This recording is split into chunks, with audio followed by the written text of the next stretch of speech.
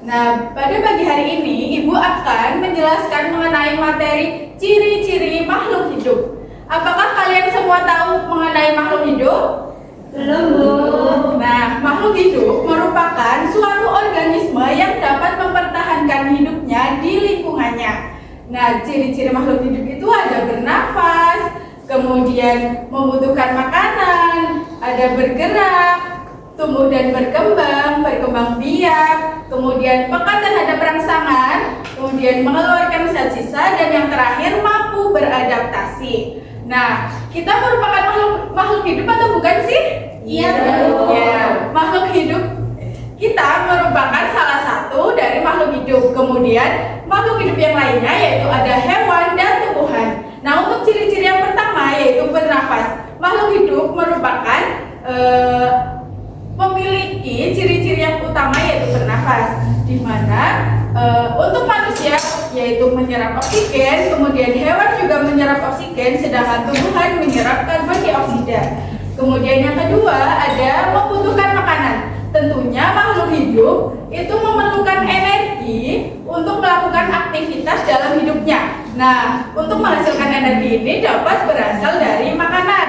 Kemudian yang ketiga ada bergerak. Makhluk hidup itu dapat bergerak dan berpindah tempat. Untuk manusia dapat bergerak menggunakan kaki, kemudian pada hewan di darat dapat menggunakan kaki, kemudian di udara dapat menggunakan sayap untuk terbang, dan yang ada di air dapat menggunakan sirip untuk berenang. Nah, yang selanjutnya juga ada ciri-ciri makhluk hidup yaitu tumbuh dan berkembang. Apa sih bedanya tumbuh dan berkembang?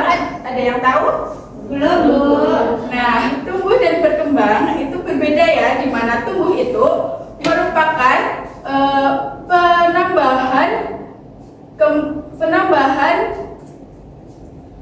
untuk tumbuh, yaitu penambahan misalnya tinggi badan, kemudian berat badan, dan sedangkan untuk berkembang yaitu penambahan kemampuan, misalnya ketika kecil kita tidak dapat berbicara, kemudian dengan berjalannya waktu dewasa kita dapat memiliki kemampuan untuk berbicara. Kemudian yang selanjutnya yaitu ciri yang selanjutnya adalah berkembang biak.